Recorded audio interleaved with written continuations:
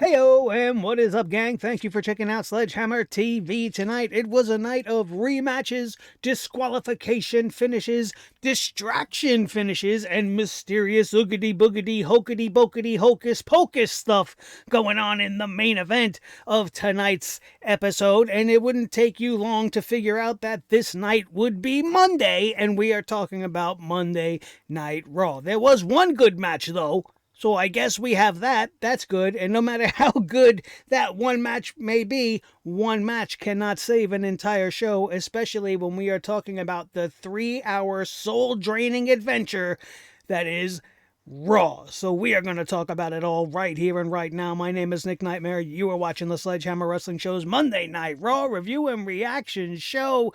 Let's do it.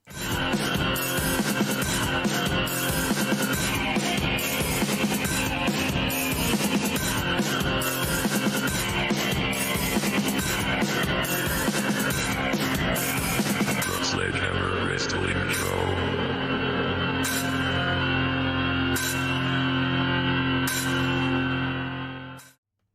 It feels like that time of the year where WWE's kind of in cruise control.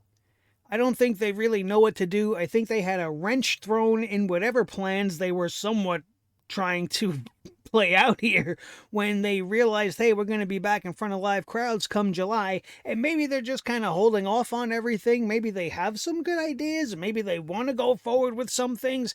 Not that that's what they're known to do, but you'd have to think, why else would we just keep getting the same show over and over and over, literally match for match, with a few minor exceptions? We had a repeat episode of Monday Night Raw tonight. I couldn't really tell you that much of a difference between this show and last week's show, or the week before that, or the week before that. I will say this before we get started and bringing the hammer down. I do appreciate the fact that the WWE is trying to move away from the Drew McIntyre or Braun Strowman avenues being the number one contender to Bobby Lashley's world title. I appreciate them going in a different direction. Kofi Kingston, however, would not have been the direction that I have chosen to go in.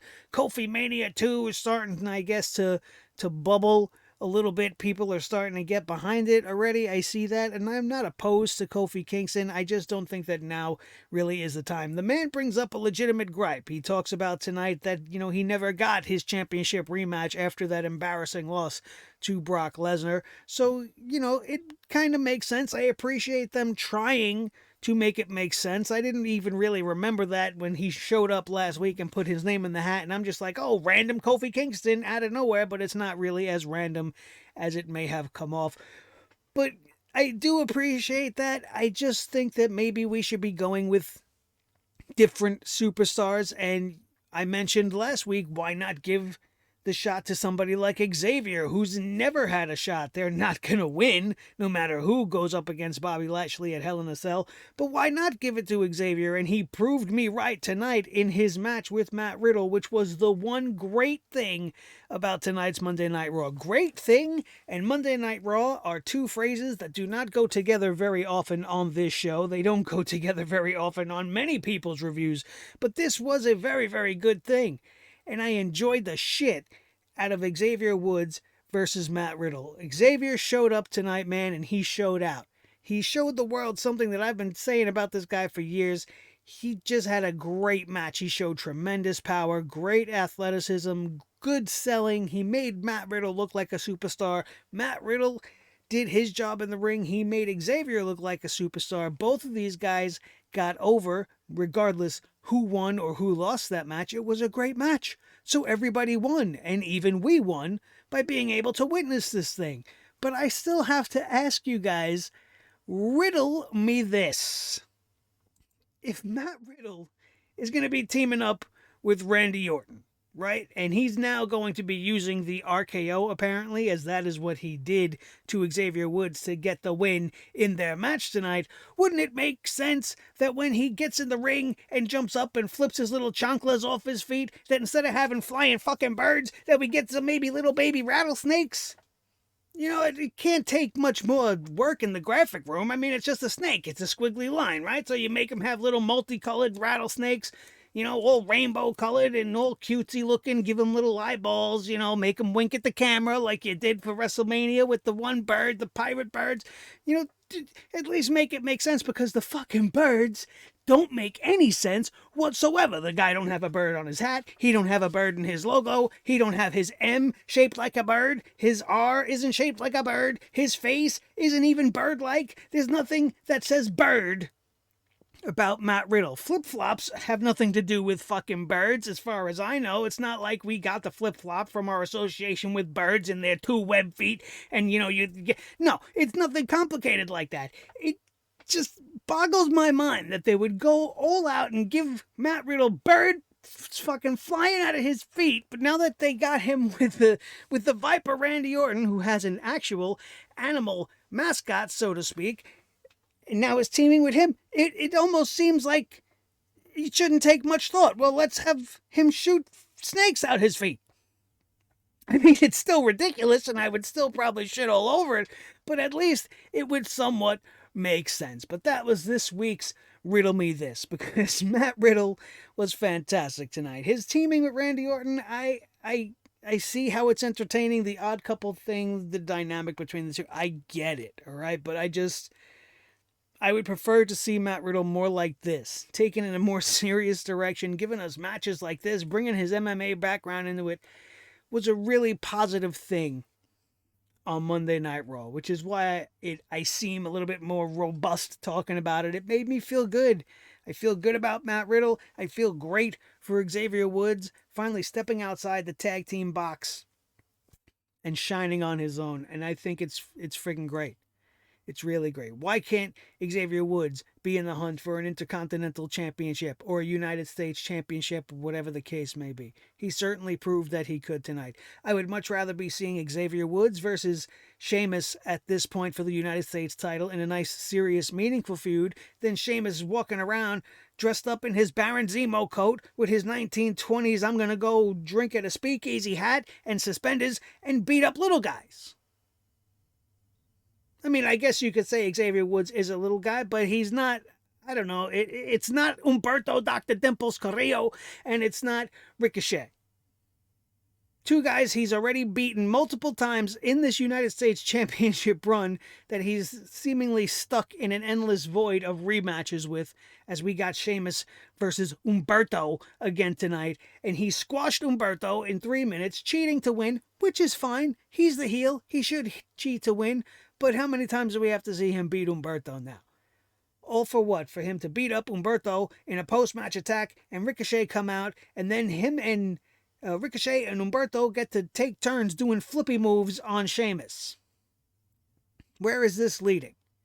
If this leads to Ricochet and Humberto being paired together into a tag team and put into the tag team division, moving away from Sheamus in the United States Championship, great.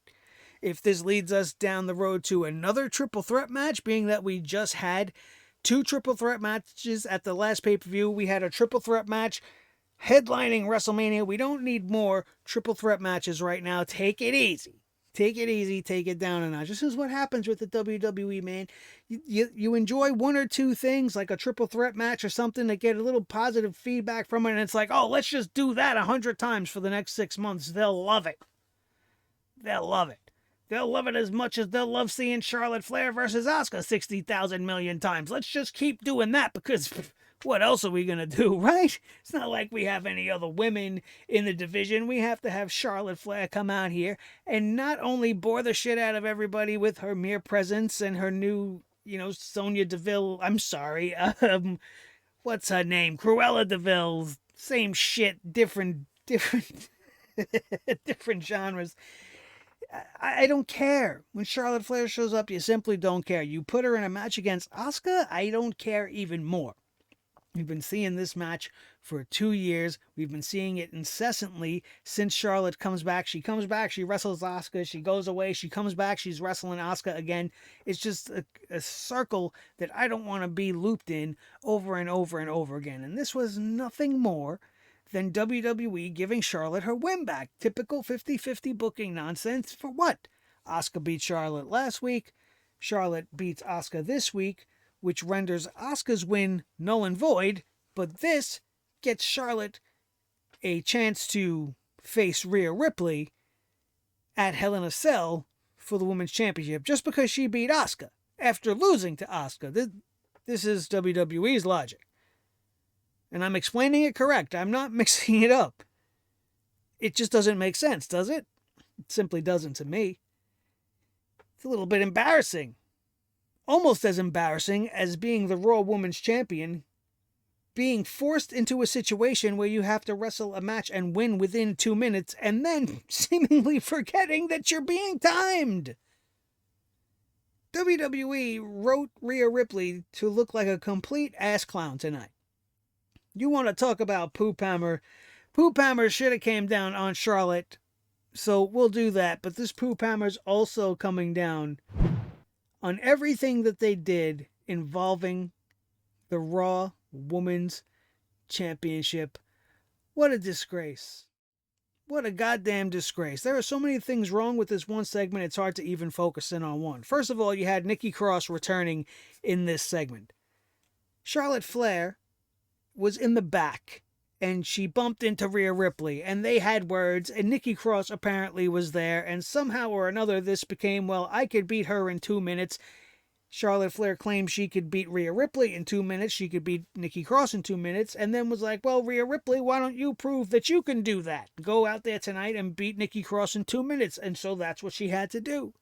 Nikki Cross, in her first in-ring appearance on Monday Night Raw in months, goes up against the Raw Women's Champion. And all she has to do is last 2 minutes, which she shouldn't have done. I love Nikki Cross. I want her to have a decent push. I thought she was going to be a much more interesting character when she returned. I thought she was still going to be linked with Alexa. I thought she was going to somehow weirdly be Lily the Doll in an, alternate form. I thought it would have been interesting, but no, we're going to have her come back. We're going to have her in this match. She's going to wrestle around, if you want to call it that, with the champion for 2 minutes, and the champ's going to forget that she's being timed, despite the fact that she's pretty much in the direction of the Titantron that has the big numbers on the clock up there for her to see for the majority of the match. She forgets, lets time get away from her, and fails the challenge. So she doesn't technically lose the match, but she fails the challenge. And then you got Nikki Cross coming back celebrating like she just won the Women's Royal Rumble. She's jumping around the ring, she's dancing, she's celebrating. It was like she won the championship. It's like, calm down, girl. You didn't even win the match. You just lasted 2 minutes. This was that impressive? Oh, I lasted 2 minutes. Look at me. Look at me. I lasted 2 minutes against a girl that nobody even cares about besides the fact that she's champion. We know more about Nikki Cross and what she's all about than we do Rhea Ripley. We know nothing still about what her character is. We know she likes dark makeup. We know she likes to be goth and edgy. She's got short hair. She looks like an evil doppelganger of Charlotte Flair from an alternate universe somewhere. And we know that she's most likely going to lose to Charlotte at Hell in a Cell in a couple of weeks. Thankfully, they didn't put them in the Hell in a Cell. Hopefully, they don't go that far, because this feud certainly doesn't need to be settled inside the Hell in a Cell. Far be it from the WWE to need to put decent stories behind matches. So I'm afraid that somehow this is going to escalate, because we still got a couple of weeks to go, and by the time we get to the pay-per-view, Charlotte and Rhea may be put inside the cell. But I don't see the need for that. I don't want to see that at all. I barely want to see that match as it is. I don't understand what they're doing. They're definitely not making a star out of Rhea Ripley. They're making her look like a clown. They're making her look ridiculous. The scripting for the stuff that she's been delivering in her promos, whoever's writing for her, is like writing for a junior high school play, or just getting their foots wet with drama, because it's awful. It's absolutely awful. Nothing really redeeming outside of the Xavier and Matt Riddle matchup. But another thing that irked me tonight, I don't understand this the ladies. All right, now listen, I get it. It's like he's trying to be Ric Flair, Bobby Lashley, right? He's coming out. He's got all this money. They're drinking champagne. They're wearing the fancy suits. They got the jewelry. He's got the belt. So he's got the ladies, and he's got 5 lovely ladies with him, and, that seems to be the whole point of his gimmick right now. He's living the life of the champion, and I understand it, but I definitely would have much rather him still be in the Hurt Business with his boys, being a dominant faction. You could have still had the ladies. You could have still had the champagne and the rings with Shelton and Cedric being part of the Hurt Business. Now they're just being booked 50-50 from week to week, wrestling against each other, which happened again tonight on this show. But if you notice, they came back at one point to the locker room with Bobby Lashley and the ladies and MVP because they needed to tell him Adam Pearce wanted the champ to come meet him in his office. And Bobby Lashley's laying back. And Tits McGee over his right shoulder. I mean, I don't know if they have names, so I just called her that because, that's the first thing I noticed about her. So Tits McGee's behind him, and she's just rubbing his ear. I mean, it went on for maybe like 5 seconds. But of all the things that you could rub on a man, whether he's a world heavyweight champion or he's just some schlub that you're overly drunk and you met at the club and you feel like rubbing something, the earlobe, is that like a thing? Maybe that's Tits McGee's thing. Maybe she likes to rub earlobes. Maybe it's Bobby Lashley's thing. Maybe he likes his earlobes rubbed. Maybe he's got that secret power like them aliens in that joke, when the aliens come down and you pull the earlobe to make the little thing turn into a big thing and, they do the thing and you pull the ears and the thing. I don't know. I'm reaching here, but that's what I noticed, and I sat there and I had to pause the show because I was audibly laughing for a solid 3 to 5 minutes myself because this chick was rubbing his earlobe. And then I got lucky and somebody on social media caught this as a gif and they just kept replaying it over and over and over. And I couldn't save it to the computer to put it on this show because I was trying like hell to get the gift to put it up on the show so you guys can see. If you've missed it and you don't think I'm crazy, but this girl was rubbing up on the champ's earlobe. So she rubbed him up like this. Like, why not rub his head? He's got a nice, shiny, bald milk dud head. It's an almighty milk dud. Give it a nice rub.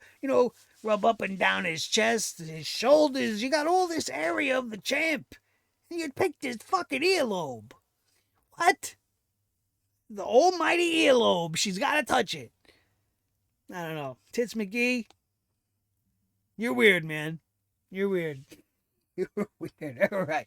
All that craziness being said, let's just run down this show. It started off with Bobby and the ladies and his earlobe rubbing Tits McGee, and they were confronted, of course, by Drew McIntyre, and we go down this road again. Kofi Kingston comes down, and Kofi Kingston had some interesting things to say. I actually liked what Kofi brought to this, which is what we talked about in the beginning. He said he answered the challenge last week because he never got his rematch. He said the WWE Universe is sick of seeing Drew have rematch after rematch and rematch after rematch after rematch, and now it's his time.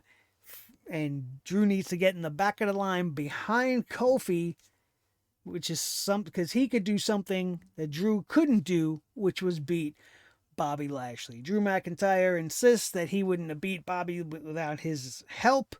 And so Adam Pearce interrupted and makes a match, Kofi Kingston versus Drew McIntyre, with the winner facing Lashley at Hell in a Cell for the title. MVP was all for it. I was for it. It's like, fine. I mean, at least it's not seeing the same shit from last week with Drew and everything. We're still on the same road, but seeing Drew wrestle Kofi and the winner gets the champ, at least it's establishing number one contender. It's got stakes. It means something. And I appreciate the effort, although he would not have been my first choice. But then they go and fucking ruin it. They go and ruin it. All the goodwill and all of the niceties I'm putting on this matchup all go away when it comes down to how WWE ended this matchup. Double disqualification, as Bobby Lashley and MVP for some reason stayed outside at ringside and both got involved. each of them hitting Drew McIntyre and Kofi Kingston, respectively, getting both men disqualified, thinking that they outsmarted the system, thinking that that would make it null and void, and now he would have no champion contenders and he would have the night off at Hell in a Cell, which is not quite how it goes. All they did was use this as a way to book next week. So we're starting off already. We're not even 1 hour deep into Monday Night Raw, and we already know that next week we're going to have a rematch, as Drew versus Kofi will settle it once and for all next week, and Bobby Lashley will not be allowed to interfere, as Adam Pearce says later on in the show. If he does, he and MVP will be suspended for 90 days without pay. So we should have a definitive winner next week. Big time match, Monday Night Raw. Winner faces the champ. These little things I appreciate. The contenders so much, maybe could be picking better right now. But that's another argument for another day. Another thing that the WWE did all night long was have the WWE superstars that were not used in any meaningful capacity on this show give us really dreadful promos telling us all, hey, we're going back out on the road. And Dana Brooke's like, come see us flex in Texas. And Braun Strowman's like, I'm the conductor of chaos. Or whatever the fuck he said, the conductor of destruction. Woo woo, Braun Strowman, come to the live shows. And they had nothing for Damian Priest. Nothing for Damian Priest. Oh, you know what? Do we have a celebrity in the back that we need to push? No. We got any fucking zombies or aliens laying around, Mr. McMahon? No. What are we going to do with Damian Priest this week? I don't know. Make him plug the ticket sales. Because that's what he did. The Miz is gone. John Morrison now is changing his gear up. He's Johnny Drip Drip, his worst nickname in his history of pro wrestling. This guy was Johnny Nitro, Johnny Mundo, he was Johnny Impact, and now he's Johnny fucking Drip Drip. And he wants us to get ready for the splashdown, and he's calling us aquaholics, and no, man, no. I didn't want you to break away from the Miz to be even worse. Holy shit, man. Well, John Morrison's drowning himself in fucking water metaphors trying to tell us all to come see the show too, because they had nothing else for him to do. At least we didn't have to see John Morrison fight Damian Priest again. But they had nothing better for either of these gentlemen to do. We had a bunch of these things happening all night. Hey, don't forget to come and see us out live on the road. Woohoo! I can't wait. I'm going to go and I'm going to be there when they come around to New York. But I don't need this shit for the next 6 weeks till we get to July. This is so much filler nonsense. Because I guess they don't want to commit to doing anything until they start in front of the crowds again. Maybe they're holding stuff for the live crowds. Maybe that's why Edge is taking an extended vacation. Maybe he planned it that way. I don't know. I don't think they know either. They're just going off the fly, but I could do without the promos all night. Thank you very much. Especially when they come to Eva Marie. We had another Eva Marie repeat video, and then we had a new one that showed Eva Marie doing jumping jacks, and Eva Marie doing cartwheels and training and running and doing parkour-like stuff and doing CrossFit and, doing burpees and all kinds of physical stuff while saying things that nobody cared enough to listen to. If you're interested in Eva Marie coming back, it's more than likely that you're only interested in watching her assets, in which case you got to see them jiggling and wiggling in full display in this promo. I don't know, man. Apparently she's been training with Norman Smiley. He's one of the best trainers in the world, but I don't know if he's a miracle worker. We'll have to see if she ever gets her fucking ass on TV. Let's get the build-up and the hype over with. We know who she is already. This is one of those rare occasions where you don't need to hype up this person. But on the people that are coming up from NXT, you're just going to throw them out there, no explanation. You don't want to give us vignettes. But Eva Marie, who every fucking wrestling fan in the world knows and either really, really loves or really, really hates, you're going to drown this out week after week after week. Everybody announced, oh, Eva Marie's coming back. It was like 4 weeks ago already. I'm over these vignettes. I'm already over her return. I just want to see if, in fact, she has improved in the ring so that we don't have to bring the hammer down on her too hard going forward. Because even if her wrestling ability is up to par or better than we've ever expected, I can almost guarantee you they are going to book this girl terribly. There are rumors going around they're going to book her as a babyface coming back. They think she's going to get cheered. I certainly don't think that's going to be the case. Nonetheless, we are overwhelmed with heels, but I don't think I'm going to be able to get on the Eva Marie train any more than I can get on the Braun Strowman train, which, in case you're confused, means no. I'm not for the evolution. Maybe if she could wrestle, we'll be nice about it, but still, this is the best they got. This is the best wrestling show in the business, supposedly. The #1 brand in all of wrestling. And this is what we got to look forward to.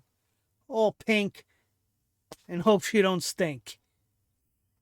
Eva Marie. Nikki Cross, they marked this in the results as a defeat. It's not a defeat. Because Nikki Cross didn't win. It's just that Nikki Cross didn't lose. But Nikki Cross defeated Raw Women's Champion Rhea Ripley in a non-title Beat the Clock challenge established by Charlotte Flair. Thanks, Charlotte. Thanks a lot. This was awful. This was a terrible way to highlight your champion. It made her look fucking ridiculous. It made Nikki Cross look silly. I don't know who wins here, but you know who lost the most? We did. We definitely did. Charlotte Flair defeats Asuka. They gave this match 20 minutes. They gave Charlotte 20 plus minutes to get her win back over Asuka. If we hadn't seen this match so many times since Charlotte's return and in the last couple of years, if I'm being honest, then maybe I could see giving it 20 minutes. I don't mind the longer match times, but this is not one of the matches that needed more time. Every minute over 10 minutes that this match went over, I thought should have been another minute added towards an actual match that could have been had between Nikki Cross and the champ.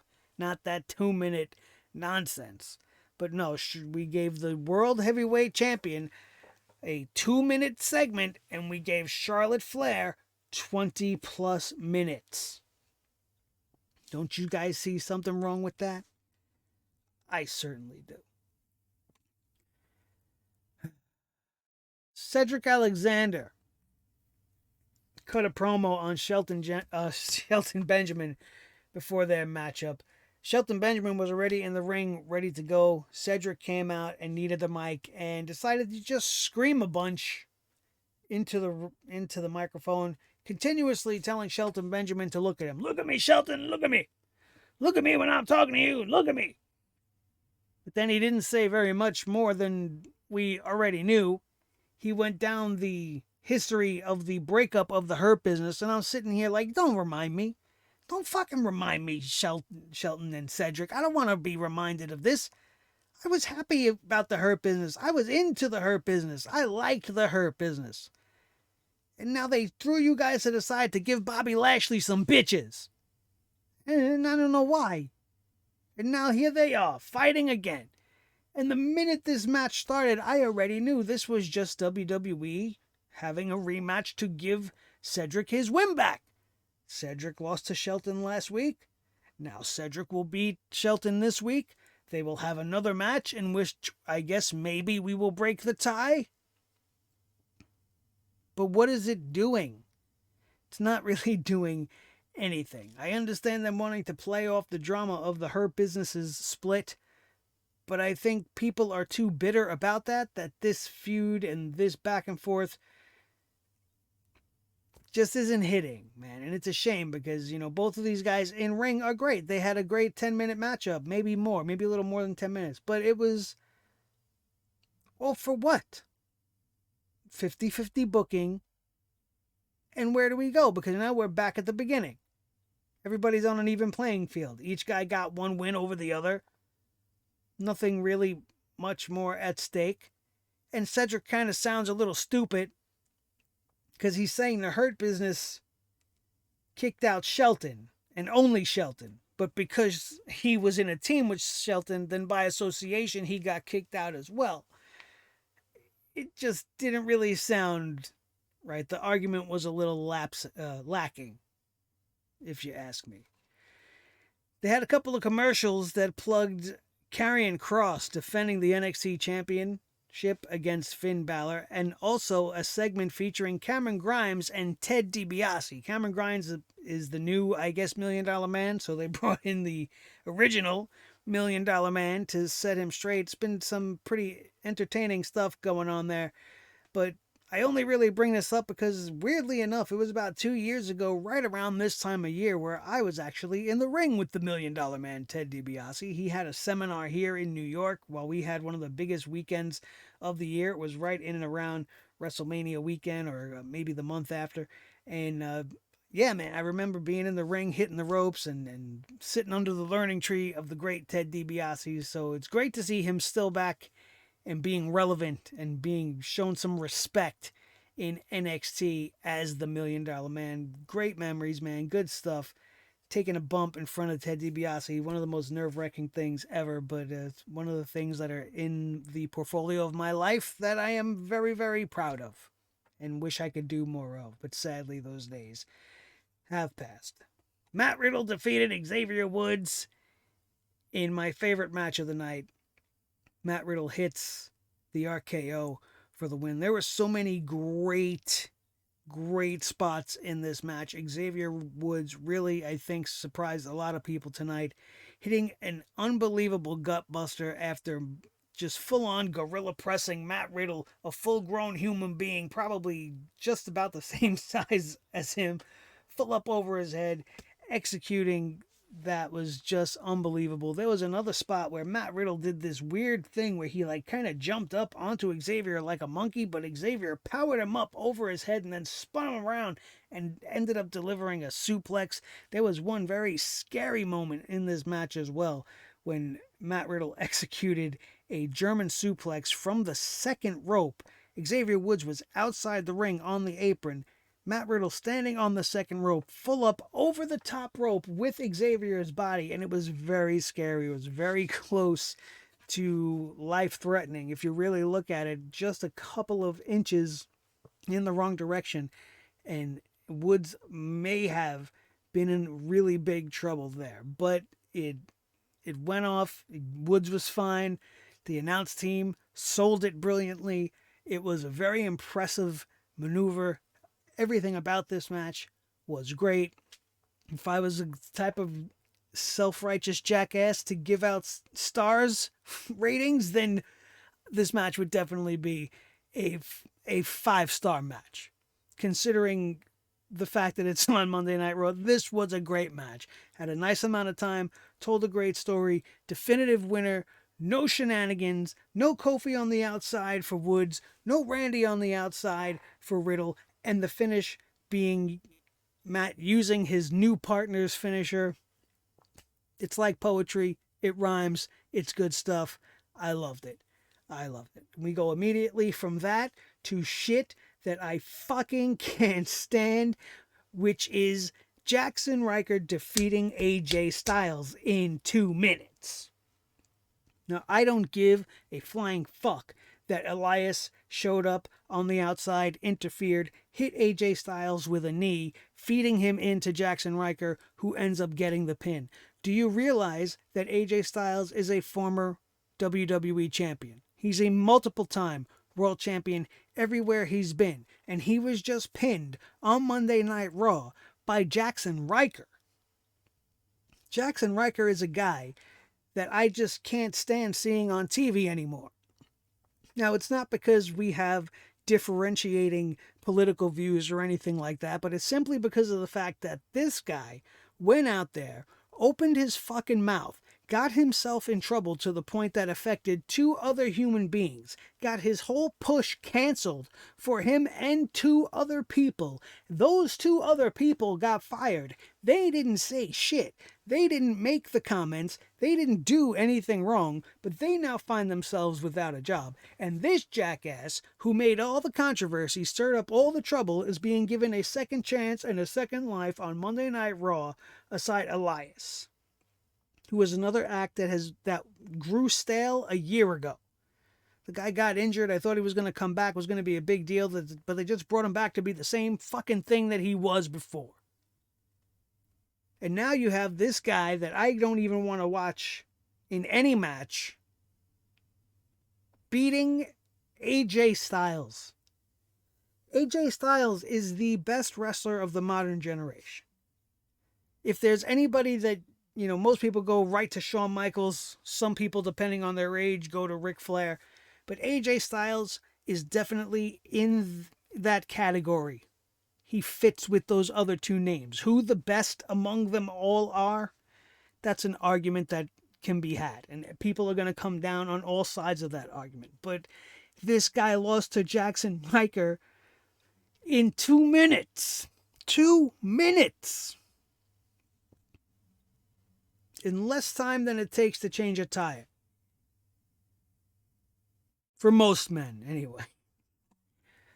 Oh my God. This was fucking awful.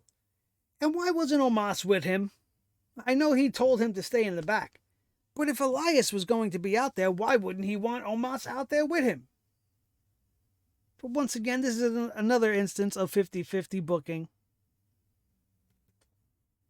As last week, AJ beat Elias, as we all knew. This week, he loses to Jackson Riker. Omos could do nothing about it. And the announce team is freaking out over how fast the big man can run. Oh, look how fast he is. Oh! It didn't look that fast to me. I know you guys are just doing your job.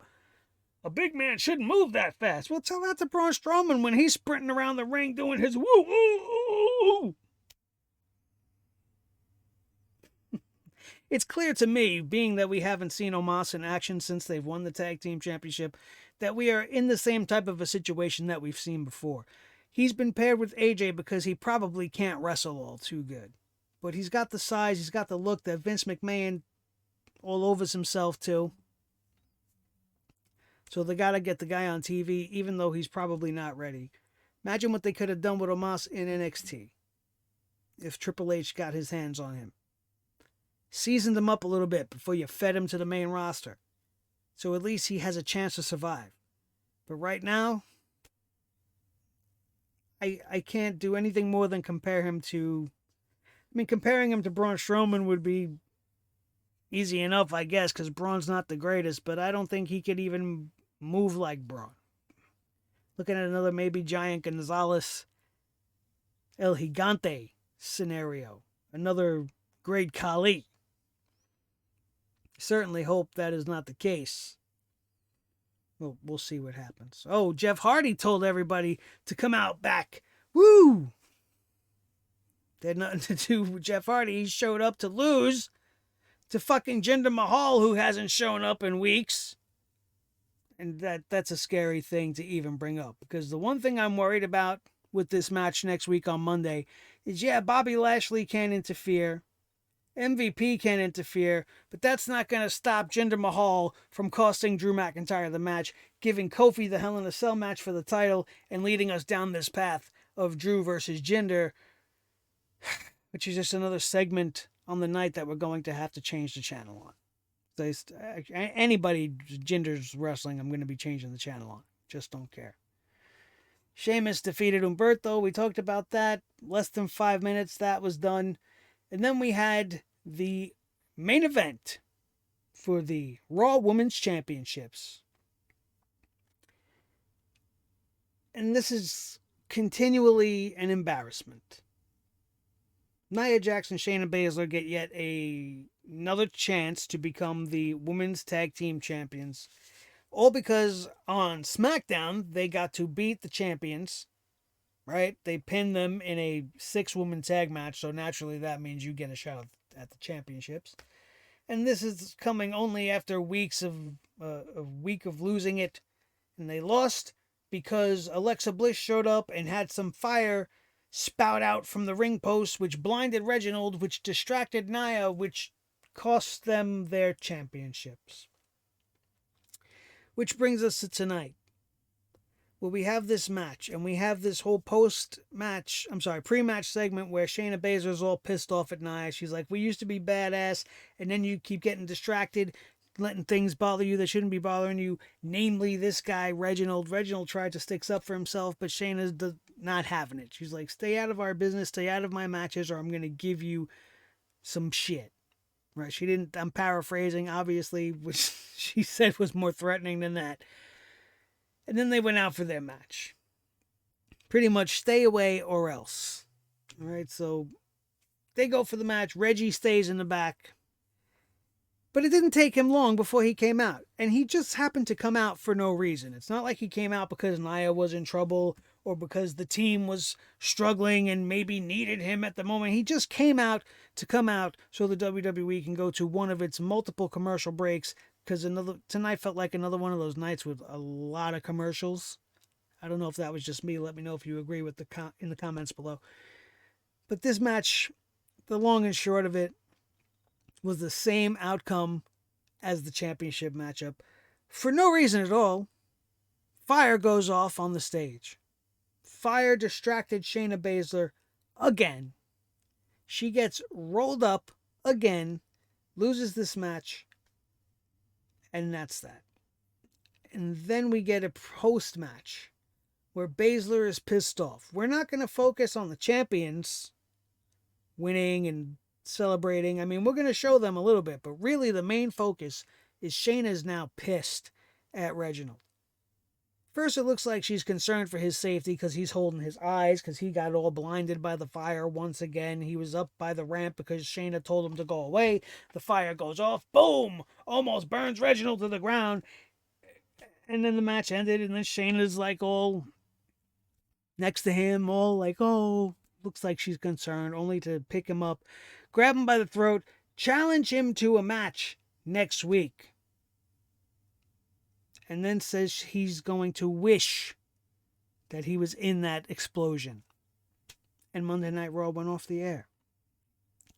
So now not only do we have a rematch as the main event next week in Kofi versus Drew, we have Shayna Baszler versus Reginald as an official match for next week's Monday Night Raw. And the very first match that was booked for Hell in a Cell, Charlotte Flair versus Rhea Ripley. 3 matches, 2 of which I could care less about. One, I mean, Drew versus Kofi tonight, the action in it was good. It was ruined by the finish. Only the WWE can take something that's supposed to happen in one night and drag it out into 2. How do we... Oh, we want to have this number 1 contenders match. How do we generate interest for that, boss? Well, that's easy. Just have the match. What? Just have the match. Have it this week. Double DQ. And we'll do it again next week. I'm Vince McMahon. I've spoken. Sounded more like... what's his name from The Mandalorian?